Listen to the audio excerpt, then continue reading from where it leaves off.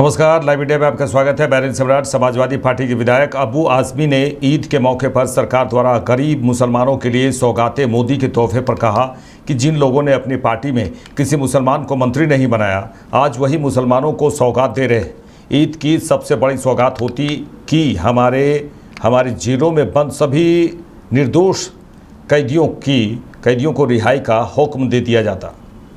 ऐसा है ना कि मैंने एक कवि का एक शेर सुना था कि जब इलेक्शन नजीक आवत है, मांगो भात पुलाव आवत है।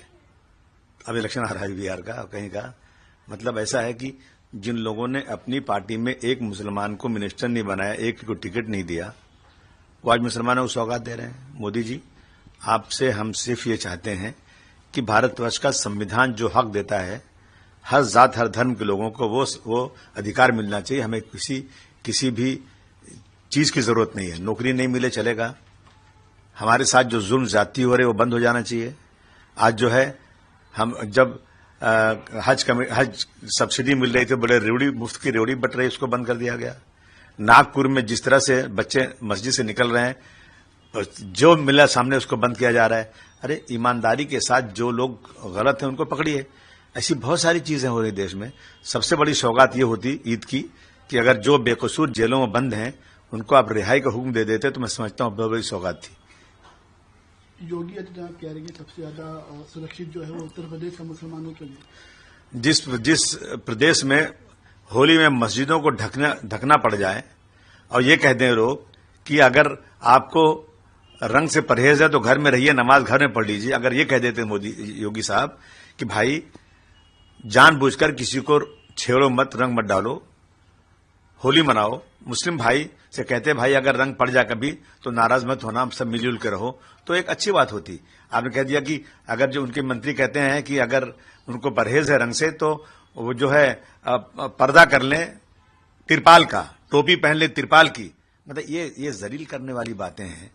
कैसे मुसलमान हो? अब वहां पर जिस तरह संभल में गिरफ्तार कर लिया एक साहब को, सिर्फ उन्होंने ये कहा था कि जो लोग जिनकी डेथ हुई है वो पुलिस की गोली से हुई है, उनको रमजान के महीने में गिरफ्तार कर लिया।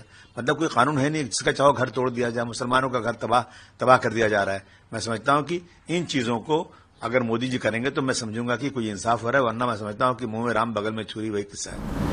केंद्रीय मंत्री चिराग पासवान ने कहा कि विपक्ष के सदस्य जेपीसी में मौजूद हैं, अपनी बात रखने का मौका भी विपक्ष को दिया गया। विपक्ष के कई नेता ऐसे हैं जो यह माहौल बनाना चाहते हैं कि यह वक्फ संशोधन विधेयक मुसलमानों के लिए खिलाफ है, मुसलमानों के खिलाफ है। हमारी सरकार की सोच है, उन्होंने कहा कि हमारी सरकार की सोच है कि गरीब मुसलमानों को भी बराबरी का हक मिलना चाहिए।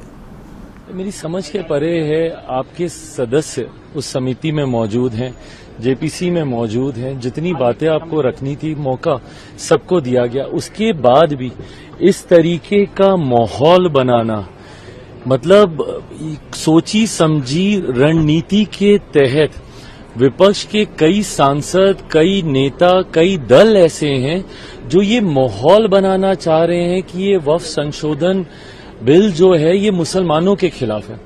मेरी समझ के परे है कि इस तरीके से मुसलमानों के बीच में आप अपनी राजनीतिक रोटियां सेकने की सोच से, और कौन कौन से दल नहीं है, कांग्रेस जैसी पार्टियां, राजद जैसी पार्टियां, सपा जैसी पार्टियां। सच्चर कमेटी की रिपोर्ट 2006 में आई थी मुसलमानों के हालातों को बताती हुई। 2006 से पहले अधिकांश समय किन लोगों की सरकारें थी? केंद्र की अगर आप बात कर लें, कांग्रेस और कांग्रेस समर्थक सरकारें थी। मैं अगर अपने राज्य बिहार की बात करूं तो 15 साल तक लगातार राजद की सरकार थी। उसके बाद भी मुसलमानों के हालात इतने बदतर थे, और आज आप सबसे बड़े उनके मसीहा बनते हुए उनके बीच में ये भ्रम फैलाने का प्रयास कर रहे हैं कि वक्फ संशोधन में ऐसी चीजें कर दी गई हैं जिससे पता नहीं मुसलमानों का कितना अहित हो गया। इस सरकार की सोच है कि एक गरीब मुसलमान को भी, मुसलमानों में भी ऐसे वर्ग से आने वाले लोग जो अभी भी मुख्य धारा के साथ नहीं जुड़े हुए, सबको बराबरी का हक मिले। जितने संशोधन हैं उस सोच के साथ किए जा रहे हैं, और बिना मतलब अभी तक पार्लियामेंट में ये आया नहीं, इसके ऊपर चर्चा नहीं। जब आएगा, चर्चा होगी, अपनी बातों को आप रखिएगा, उसके बाद आप बोलिएगा कि क्या सही हुआ क्या गलत हुआ।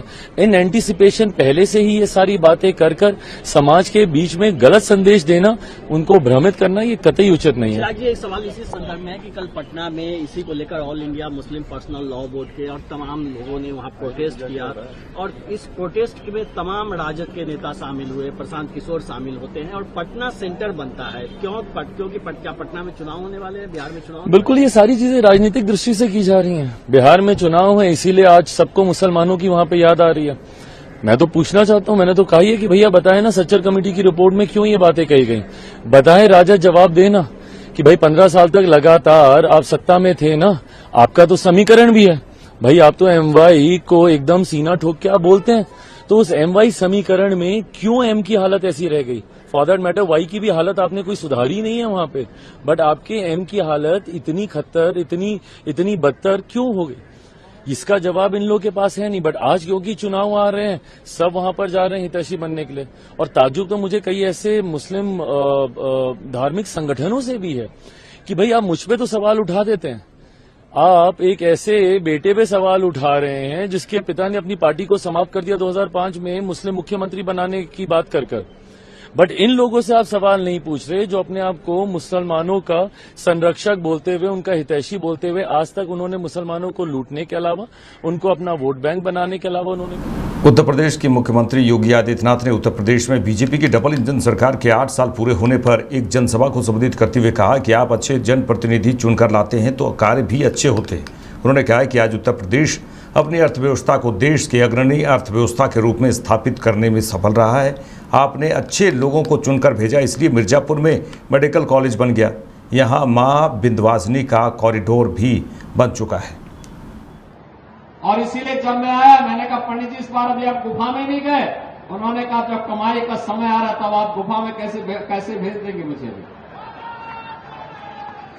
ये तो जब ऑफ सीजन होगा तब गुफाओं में जाऊंगा। लेकिन बहनों और भाइयों, आस्था भी आर्थिकी का और आजीविका का आधार बन सकती है। यह महाकुंभ ने इसका मार्ग प्रशस्त किया और मैं आपको बधाई देता हूं। मां विंध्यवासिनी का ये कॉरिडोर विकसित होने के बाद लाखों लाख श्रद्धालु आ रहा है और श्रद्धा भाव के साथ दर्शन करके आप सबके प्रति धन्यवाद ज्ञापित करते हुए यहां मिर्जापुर की धरती से जाता है। अच्छे जनप्रतिनिधि आप चुनते हैं, कार्य भी अच्छे होते हैं, अच्छे कार्य होते हैं। अभी हमारी सरकार ने तय किया है, गंगा एक्सप्रेसवे देश का सबसे बड़ा एक्सप्रेसवे है। यह एक्सप्रेसवे अभी तक मेरठ से प्रयागराज के बीच में हम लोगों ने तय किया है कि हम लोग सर्वे करें और मां विंध्यवासिनी के धाम को जोड़ते हुए, बाबा विश्वनाथ धाम को जोड़ते हुए इस एक्सप्रेसवे को पूर्वांचल एक्सप्रेसवे के साथ जोड़ा जाए। क्योंकि हमारे पास जो संभावना होगी उसी संभावना को हम आगे बढ़ाएंगे। एक्सप्रेसवे अर्थव्यवस्था की रीढ़ होती है।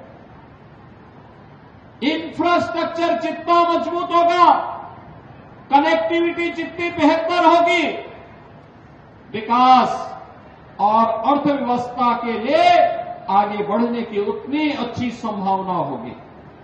बहनों और भाइयों, आज उत्तर प्रदेश अपनी अर्थव्यवस्था को देश के अग्रणी अर्थव्यवस्था के रूप में स्थापित करने में सफल हुआ है।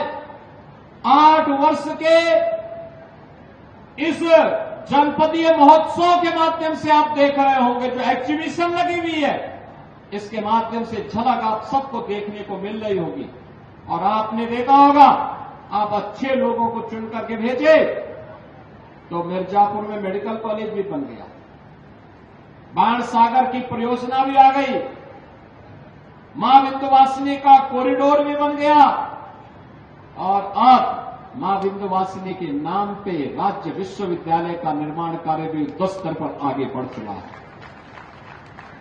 अब आपको भी जो नई पीढ़ी है, स्नातक कर रही है, प्रास्नातक की पढ़ाई कर रही है, उनके लिए जब डिग्री अवार्ड होगी तो बहनों और भाइयों, उसमें मां विंध्यवासिनी का आशीर्वाद भी साथ में होगा। देश और दुनिया में जीवन समाजवादी पार्टी सांसद रामजी लाल सुमन के आवास पर तोड़फोड़ को लेकर समाजवादी पार्टी के नेता रामगोपाल यादव ने कहा, यह हमला पूर्व नियोजित तो था ही, बड़े आला अधिकारियों की जानकारी में भी था। उन्होंने कहा कि प्रशासन को जो सख्ती करनी चाहिए थी वो नहीं की गई। संसद में उन्होंने जो कहा वो संसद में निपटना चाहिए, लेकिन किसी के घर और परिवार पर हमला हुआ, इसके लिए यहाँ का प्रशासन पूरी तरह जिम्मेदार है। देखिए, ये हमला पूर्व नियोजित तो था ही और बड़े आला अधिकारियों की जानकारी में भी था। दुर्भाग्य की बात यह है कि उस वक्त भी जब उत्तर प्रदेश के मुख्यमंत्री यहाँ से जरा सी दूर पर एक कार्यक्रम में थे, प्रशासन को जो सख्ती करनी चाहिए थी वो नहीं की। बुलडोजर लेके आ रहे थे, लाठी डंडे तलवार लेके आ रहे थे, इसके बावजूद किसी को नहीं रोका गया, तो इसका क्या निष्कर्ष निकाले? इस पर शासन का पूरा सहयोग रहा हमलावरों को, और इतनी बड़ी तादाद में आने के बाद गिरफ्तारियां कितनी हुई? कोई हुई गिरफ्तारी? 29 लोगों को हिरासत में लिया गया और रात को ही छोड़ दिया गया। क्या कहेंगे इसको? तो ये तो कहीं भी किसी को ये हक तो है नहीं कि आप जबरदस्ती हमला करने आके किसी लोगों को अभिव्यक्ति सुनता है अधिकार है। संसद में सुमन जी ने जो कहा वो संसद में मामला निपटता, संसद में उठ रहा है, आज भी उठ रहा है, लेकिन हमला करे कि ये घर पे आके परिवार वालों को, आसपास परिवार छोड़िए आसपास पड़ोसी लोगों के भी नुकसान हुआ, गाड़ियां टूटी, तो ये इसके लिए यहाँ का प्रशासन पूरी तरह से जिम्मेदार है। सर, पीडीए की भी क्या तैयारी है इस हमले को लेकर? समाजवादी पार्टी ईद के बाद पूरे उत्तर प्रदेश में आंदोलन करने जा रही है इस इशू को लेकर। सामंतवादी मनोवृत्ति जो है जिस तरह से पनप रही है, और ये तो रामविलास सुमन के ऊपर हमला हुआ है। अगर रामविलास सुमन दलित न होते, अगर उन्हीं की बिरादरी के होते तो हमला करते ही लोग। ये पूरे पीडीए पर और दलित समाज के ऊपर हमला है। समाजवादी पार्टी इसको किसी कीमत पर बर्दाश्त नहीं करेगी, और ईद के तत्काल बाद हमें अगर कार्रवाई नहीं होती है तो पूरे प्रदेश में आंदोलन। उपेंद्र राणा का एक वीडियो आया है जिसमें वो कह रहे हैं कि अगर नहीं माफी मांगी तो ऐसा है, हम लोग पूरी ताकत लगाएंगे, आंदोलन करेंगे, सरकार को हिला देंगे। कार्रवाई करने के लिए सरकार मजबूर होगी, नहीं होगी तो पूरे राज्य में आंदोलन चलेगा, राज्य से बाहर भी आंदोलन फैल सकता है। केंद्रीय मंत्री जीतन राम मांझी ने एमएसएमई नेतृत्व शिखर सम्मेलन पर कहा कि एमएसएमई का अर्थ है सूक्ष्म, लघु और मध्यम उद्योग। उद्योग एक ऐसी विधा है जिससे हम हर प्रकार का विकास कर सकते हैं। उन्होंने कहा कि प्रधानमंत्री नरेंद्र मोदी ने एमएसएमई को आगे बढ़ाने का काम किया है। आज तक करीब 26 करोड़ लोगों को एमएसएमई के माध्यम से नियोजन दे चुके हैं। अभी तक 32 करोड़ लोग को रोजगार देने का काम किया गया है। भारत हर तरह से आगे बढ़ेगा। उन्होंने कहा कि भारत हर तरह से आगे बढ़ेगा। भारत के विकास के लिए एमएसएमई बहुत अहम काम करता है। देखिए, अभी हमने स्पष्ट कहा है, आप सुने होंगे कि एमएसएमई का मतलब होता है सूक्ष्म, लघु और मध्यम उद्योग। तो उद्योग एक ऐसी विधा है जिससे हर तरह का विकास हम कर सकते हैं। हमारे पुराने जमाने में कहा जाता था उत्तम खेती, मध्यम मान, नीच चाकरी, भीख निदान। तो उसी परंपरा को निभाने के लिए हमारे प्रधानमंत्री नरेंद्र मोदी जी ने एमएसएमई को आगे बढ़ाने का काम किया। एक सेपरेट विभाग के रूप में दिया और सेपरेट विभाग करके इसमें 28 प्रकार के कार्यों को उन्होंने दिया है, जिसका अभी उल्लेख कर रहे थे, वो देख लीजिएगा। उसी में शेड्यूल कास्ट के लिए, महिलाओं के लिए, युवाओं के लिए, कारपेंटर के लिए और क्या क्या सबके विकास के लिए उन्होंने पैसे से, बैंकों से मदद करने का काम कर रहे हैं। और आज तक करीब करीब 26 करोड़ लोगों को एमएसएमई के माध्यम से हम लोग नियोजन दे चुके हैं। और हमारे के यहाँ पोर्टल है, उस पोर्टल पर लोग रजिस्टर्ड होते हैं और वैसे रजिस्टर्ड लोगों को हम लोग ट्रेनिंग देते हैं और ट्रेनिंग देने के बाद उनको हम पैसा देते हैं या टूल किट्स देते हैं ताकि अपने रोजगार को बढ़ावें। तो वैसे में हमारे यहाँ 2 पोर्टल है, एक उद्यम है और एक उद्यम वशिष्ठ है। ये दोनों पोर्टल में लगभग 6 करोड़ लोगों को हम लोग रजिस्टर्ड कर लिया है। दैट मीन्स उनको निकट भविष्य में हम लोग रोजगार देने जा रहे हैं। यानी अभी तक के 32 करोड़ लोगों को हम लोगों ने रोजगार देने का काम किया है। जब से एमएसएमई विभाग 2016 से चला है तब से आज तक दिया है। तो ये रोजगार देने के साथ साथ वातावरण को शुद्ध रखने के लिए, व्यापार की वृद्धि के लिए, एक्सपोर्ट को आगे बढ़ाने के लिए ये सारा काम है। तो कहने का मतलब है कि आज हिंदुस्तान का सबसे बड़ा अभी प्रश्न चल रहा है, विरोधी लोग ये कहते हैं कि बेरोजगारी बहुत है, बेरोजगारी बहुत है। तो बेरोजगारी दूर करने के लिए ही तो एमएसएमई किया गया है और एमएसएमई एक विभाग है जो 32 करोड़ लोगों को हम लोग नियोजन उन्हें 2016 के बाद ही दे दिया है। बाकी और सब कितने विभाग हैं, तो कहने का मतलब करोड़ों करोड़ लोगों को हम लोग नियोजन देने जा रहे हैं और वो नियोजन एक दिन का न होगा। जो हम लोग उन सूक्ष्म और लघु और मध्यम उद्योग के माध्यम से लाभान्वित करेंगे तो वो परंपरागत कार्य को भी करेंगे और काफी दिनों तक नियोजित रहेंगे। उत्पादन बढ़ेगा, शुद्ध चीज मिलेगा, वातावरण ठीक रहेगा और हर तरह से भारत आगे बढ़ेगा। इसी के लिए एमएसएमई में आज हमारे जो CII के लोग हैं और ये जो आप कह रहे हैं कि एमएसएमई लीडरशिप समिट 2025 का जो आयोजन किया उस पर मंथन हुआ है। सब लोगों के प्रति आभार व्यक्त किए हैं। सब बहुत उत्साहवर्धक वातावरण में काम कर रहे हैं और आप जानते हैं कि हमारे इस विभाग में बैंकों से भी गारंटी दी जाती है। हम लोग बैंक से गारंटी देते हैं, हम लोग सब्सिडी देते हैं और इसमें कहीं कोई दिक्कत होती है इंटरप्रेन्योर्स को तो उसको हम लोग मदद करते हैं। इसलिए भारत के विकास के लिए ये जो ISI से कथित संबंधों पर असम पुलिस की SIT की जांच पर गुवाहाटी में असम के CM हेमंत बिस्वा शर्मा ने कहा, मुझे लगता है कि और भी महत्वपूर्ण खुलासे हुए हैं। SIT पाकिस्तान और भारत के कुछ लोगों के बीच घनिष्ठ संबंध स्थापित करने में सफल रही है। उन्होंने कहा कि जांच जारी है। हमने पहले ही SIT से सितंबर तक जांच बंद करने को कहा है। I think there are many more important revelation is there. SIT has been able to establish a close link between the Pakistan and India's Pakistan establishment and some of the individual from India and this investigation is ongoing. We have already asked SIT to close the investigation by September and I will be able to reveal you more by September. मेरे साथ इस bulletin में इतना ही। देश दुनिया के तमाम खबरों के लिए देखते रहिए लाइव इंडिया। नमस्कार।